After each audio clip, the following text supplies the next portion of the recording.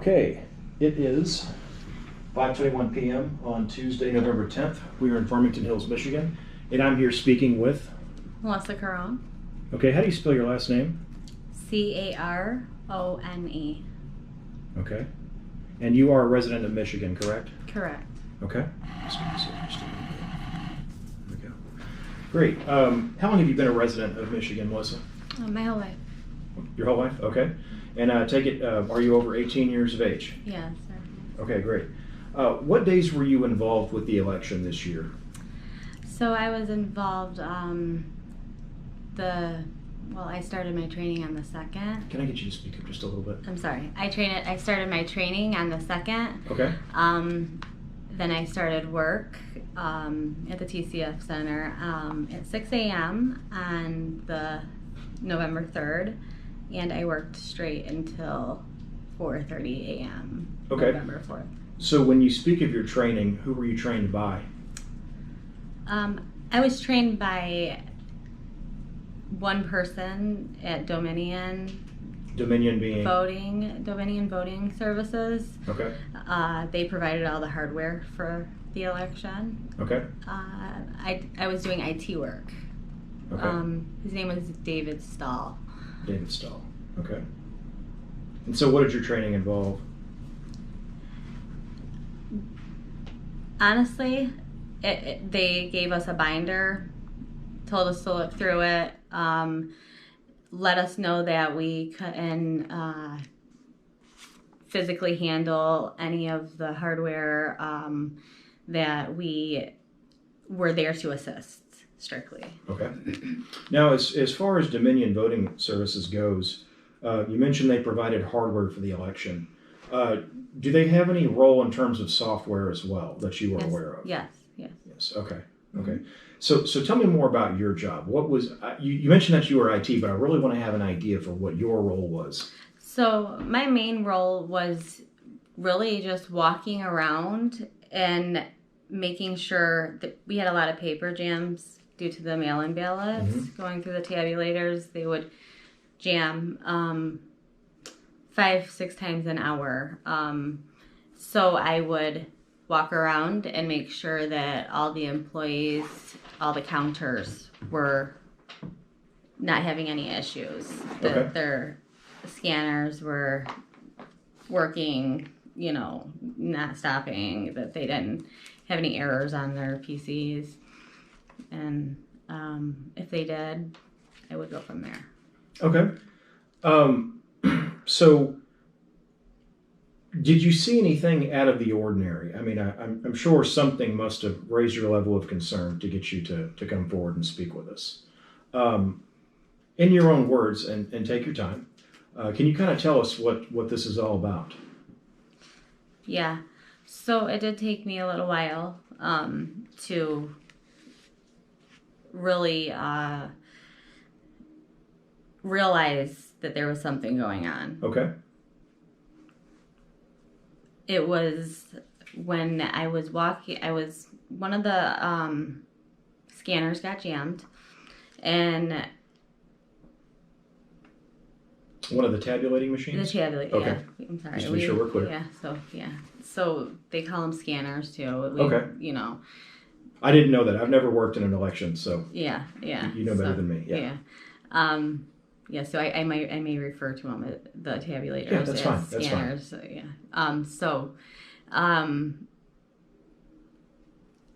fine. The counters, they get stacks of ballots in 50s. It's called a batch. Mm-hmm. And when they're brought the batch, they have to straighten it out, make sure all the ballots are straight. The poll workers are doing this? Yes. Okay. Yes. And then they would put them on the tabulator machine. The tabulator machine would it would just like a scanner, pull it through, and they would be on top. Right. When they ended. Well, when they got jammed, I wasn't allowed to once again touch anything, so I would just go up to the worker and I would say, okay, just pull it out slowly. And what they were supposed to do is take the problem ballot that got jammed, and they were supposed to discard the whole batch. Numerous times throughout the night, countless times, they were not discarding these batches. They were taking the ballot that would not go through due to a crease in the paper in the wrong place, and they would set it on top and they would just rescan the whole batch. Okay, so let me just slow down a little bit and ask about that particular process, because there's a detail here I think a lot of the audience might not understand. When there's a problem ballot inside of a batch of 50, I think if I understood you correctly, you said that the correct procedure is to discard the entire stack, correct? Correct. So how do we then tabulate the votes for those other 49 ballots that were correct? Because we rescan them. Okay. Okay. Yeah. So we run them through the tabulator again. Okay, so we don't discard the entire batch. We just rescan initially you discard it, and then you take the whole pile again off the top and the ones that have not been ran through yet, and you just rerun them all together. Okay. So which ones are discarded? I'm still not quite clear on how this works. Sorry. I'm sorry, I'm not quite sure your question. You have a stack of 50 ballots. Yeah. Let's say ballot number 25. Out of 50. Right, is messed up, right? So we're running them through, and the tabulator machine, the scanner as you called it, stops on ballot number 25 because it, I don't know, has a crease or a coffee stain or something, right? Yeah. Tell me in just explicit detail for a third grader to understand what is supposed to happen then.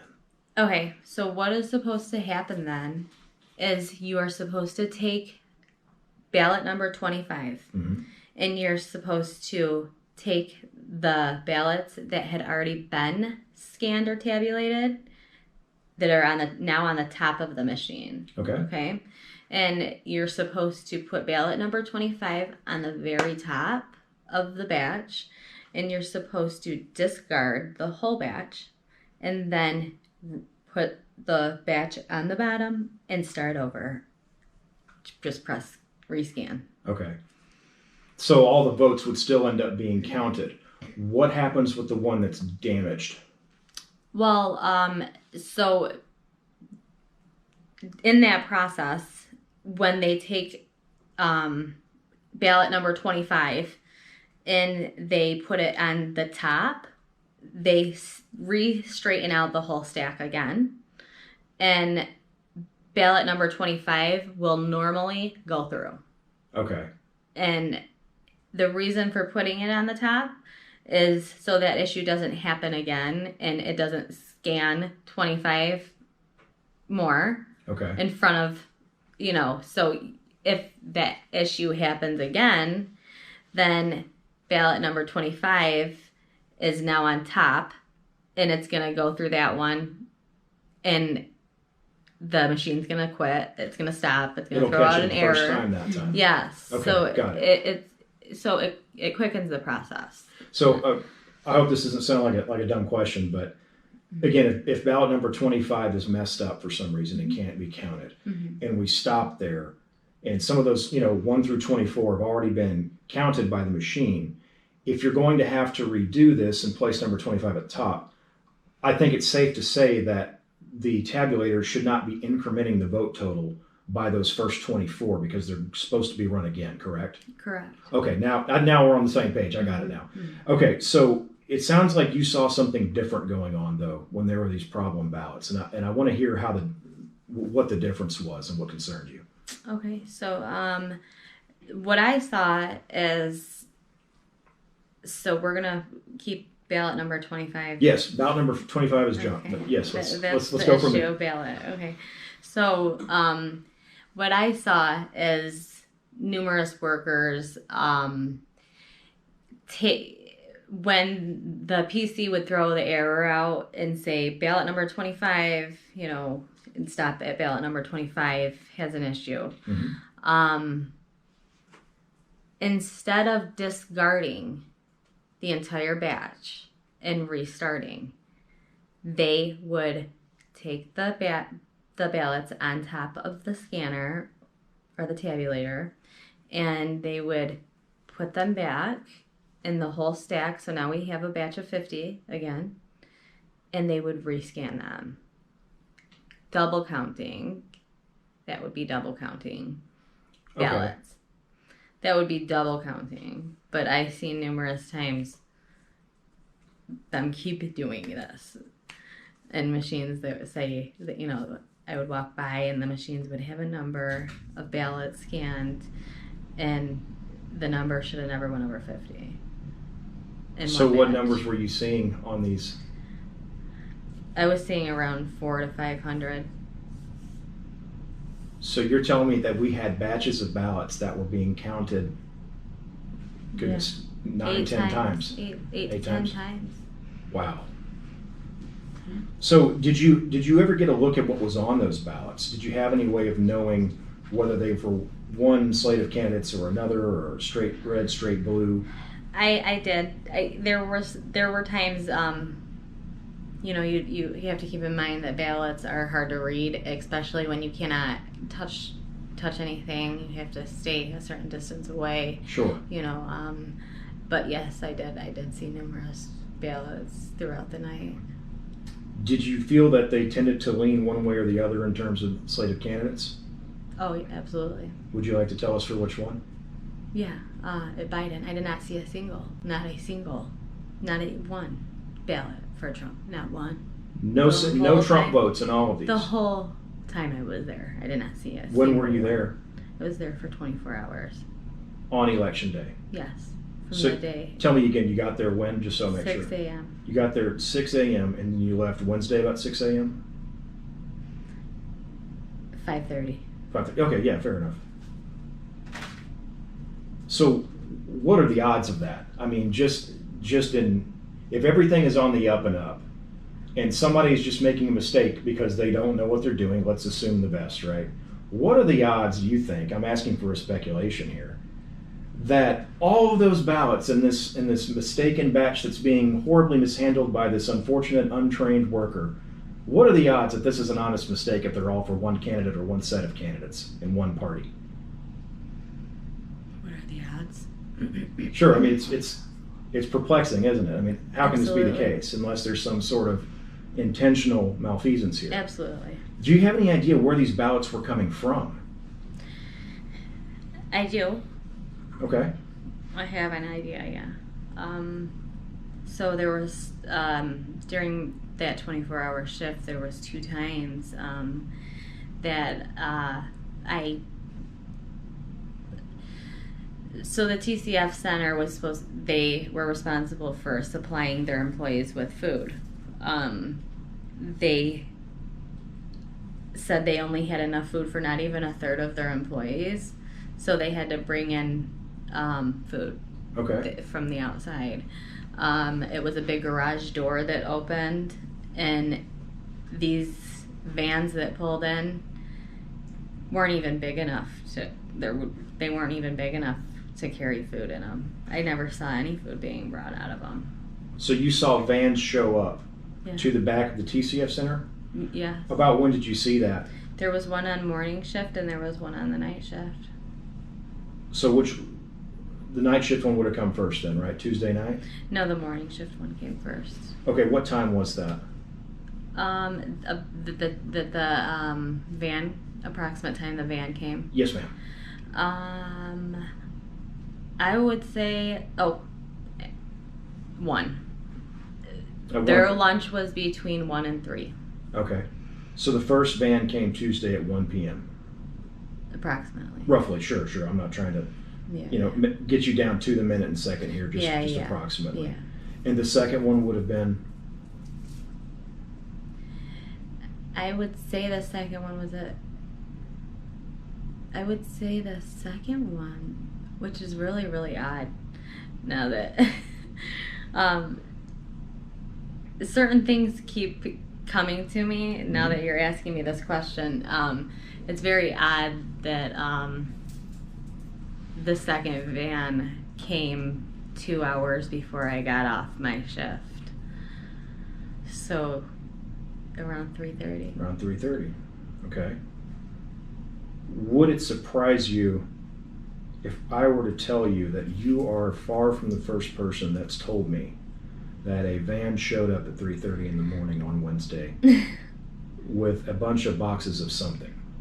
No, it does not surprise me. And you did personally see this van.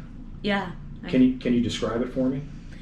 It was I would say a grayish color, and I believe it was like a transit van. Okay. Did you see any markings on No markings at all. it? Okay. How about the earlier one? I guess we should get that in there too. The one that came at 1 p.m. Did you happen to see that vehicle? I did. That one was a white actual van, like a little bit larger than a van that you just buy, I guess, for a little bit, just a little larger, like a business. Not transit though. Okay. Not a transit van. Did you see any markings on it? No, none. Okay. I looked for markings on those. There was not. Okay, so did you happen to see any of these vans being unloaded? Like the contents being brought out of them? No. Okay. But you seemed certain earlier that they weren't carrying food. There would be no way. Why is that? Because they only had enough food for 1/3 of the workers. So that would mean that those vans would have to be carrying enough food for the other 2/3. Right. So give me a picture of what's going on in your mind at this point. You're doing your job. You've been there a long time. You go to the back loading dock. You're near the end of your shift. It's 3:30 in the morning. You see this van just sitting back there. What's on your mind? What are you thinking is happening? I was thinking exactly that they were bringing in ballots. That's exactly what I was thinking. Fair enough. So, what made you not want to stick around and watch to confirm that that's what was happening? I knew that I couldn't confirm it because I wasn't even allowed over in that area. Did someone try to tell you to leave? I heard that there were people taking pictures of the license plate, some challengers, and they were asked to leave. So I was there to do IT. And I was told by my manager numerous times that night that I was there to do IT, not to run their election. Did your manager know that you were going back there to look at the wagon, or excuse me, the van? No, my manager, I actually brought it to his attention about the ballots being ran numerous times, and the numbers on the PCs being too high. Oh. And I actually brought him to one of the workers that was having the issue. Mm-hmm. And I said, "This is a huge."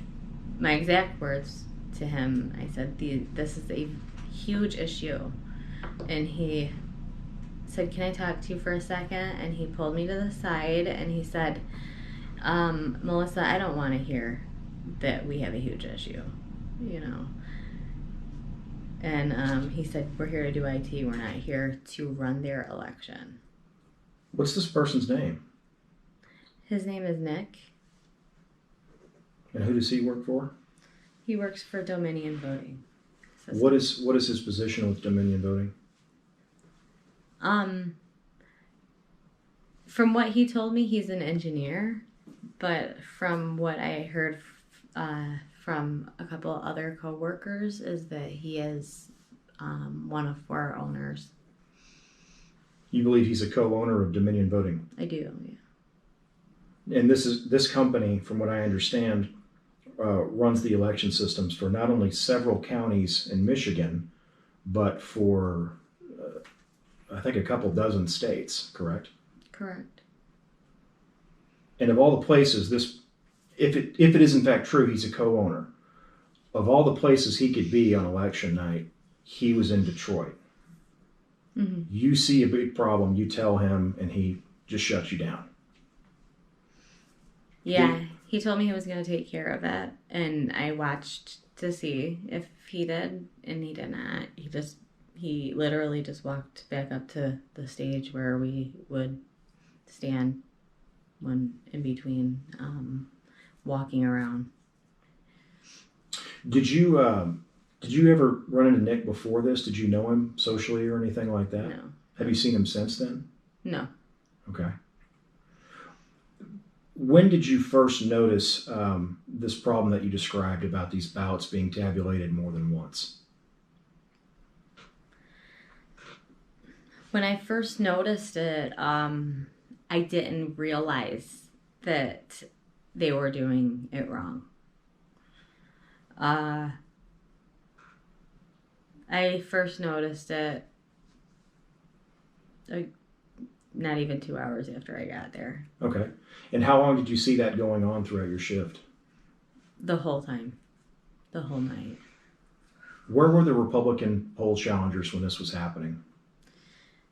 I mean, the poll challenger's job is supposed to be to watch the process, no matter which party they're from, and keep an eye on it. And if something's out of the ordinary, they're supposed to be making challenges and saying, hey, there's something wrong with this. They report it. It's supposed to go into a challenge book and possibly be adjudicated at some point. Where were the Republican poll challengers when this was going on? Okay, so they were there. They were behind us. The city workers took the ballots after they are done with the tabulation process. They get put into big steel boxes. Mm-hmm. And these boxes, what the city workers did was they lined them up behind the workers, behind the counters, so the challengers could not come close to them. So they were using these steel boxes to keep the Republican poll challengers away from seeing what you were seeing with the tabulation machines. Yes, and they used them as a barricade for them to not be able to get. Can you just sort of with your hands tell me roughly how big each of these boxes is? Yeah. So they're about this wide. Okay. And probably about this deep. Okay. So they're just making sort of a barrier with this, like a wall or something. They had them stacked on top of each other, too. Okay. Yeah. How far away were they keeping the poll challengers? Approximately. So I would say 10 feet. Okay. And then, well, it started at 10 feet, and as the ballot boxes filled up, they would move them back. Okay. Yeah.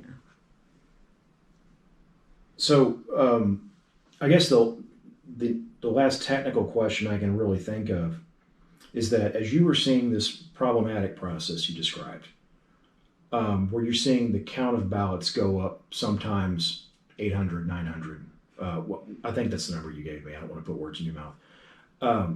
As you're seeing that happen, are you confident that the number up on that screen is actually being sent to wherever the actual count, the combined count of all the different tabulators is taking place? No. So on the stage that I mentioned, that was where the main server was. That was where all the IT people were and all the city officials that were running the TCF election that night. The numbers were being inputted. They were being put into the main PC by two. One was a Dominion voting systems employee. His name is Samuel. He's in his mid-20s. And then there was a city worker in his mid-20s. And they had absolutely no overhead at all. And they were putting the numbers into the PC the whole night. The whole time I was there. Tell me what you mean they had no overhead. Nobody was watching them. They had no oversight. They had no oversight. Okay. So were they walking from the machines like you were watching, where these votes are being counted again and again, and then just manually reporting that number? How did they? I'm just not really clear on how the number gets from each individual tabulation machine to the one in the middle. That's a question I can't answer. Okay. I don't know if that's a question anybody can answer, to be honest, because these numbers, they obviously weren't right, and they could have been these. I mean, mid-20s. I believe Samuel does have a bachelor's degree, but with nobody overseeing something like that, I think anything could happen. And I do know that everybody that was working for Dominion and that was on the stage, they were all for Biden. I was the only person that was not, and I did not say that either. So how many Dominion staff were there that night, staff or contractors? There was a total of 4. Okay. And you know that they were for Biden, how? Absolutely. They told me. They all told you this? Oh, yeah. Including Nick? Nick didn't verbally tell me. Nick just had said some comments that that I knew were that I knew, that he was for Biden. He had made a comment about people wearing an American flag on their clothing or their mask, that he knows they're all Trump supporters. He was really getting down on the Republican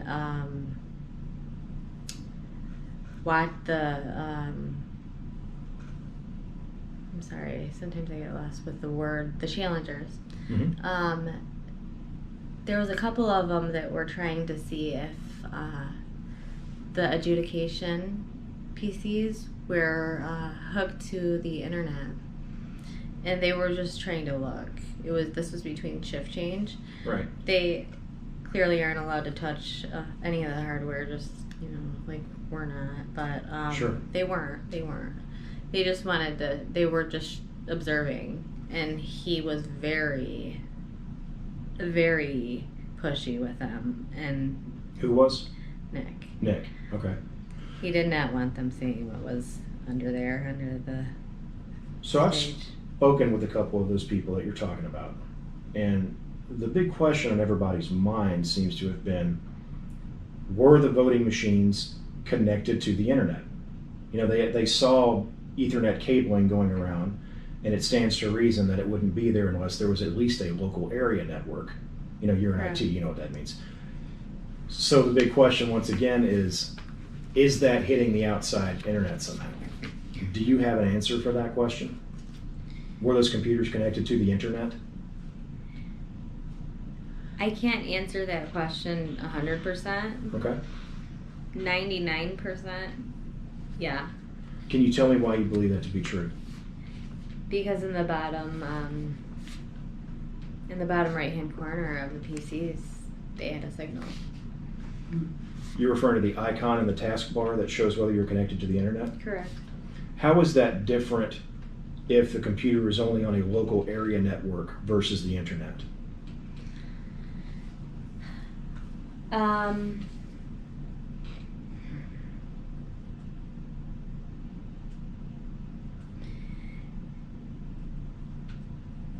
I would, No pressure. If you don't remember, that's fine. I'm not trying to trip you up here. That just would be an interesting detail. I wish somebody were able to give us a picture of what those things look like so we could go and do our own research, because that would, if they were in fact connected to the you'd internet. actually have to hover your mouse over it, Mm-hmm. and it would tell you. Right. But. And so these other people that you were with, Patrick Colbeck and I think I assume you're talking about him and one of the other people that I've spoken with. I won't ask you to confirm that, but if it's who I think it was, they're pretty technically minded people. And so they probably know the detail you just pointed out. Or if you hover your mouse over that icon, it's going to tell you connected to the internet or not connected. Correct. It seems to me it would be a pretty trivial thing for somebody who was allowed to touch the machines to confirm. Absolutely. Were you in a position to make that confirmation? Were you allowed to? No. No, I wasn't allowed to touch them. What do you think would have happened if you had done so? They would have asked me to leave. You would have lost your job? Yeah, absolutely. Right. Interesting. So, how about Nick? Would he be in a position to tell us whether those machines were connected to the internet? Absolutely. Do you have any idea where Nick is right now? How we could get a hold of him and ask him? Yes, I do. I have his phone number. Yeah. Would you like to share it with us? Yeah, it's actually on my phone. Okay. We don't have to do it on camera, but Yeah. it'd be good to know. Yeah, I have his last name. I have the city he lives in. Yeah. Okay. You if I may make an observation, I noticed when you came in, you seemed a little bit apprehensive about speaking about this. Yeah. Has anything happened that's made you concerned since you discovered this and made the decision to come forward?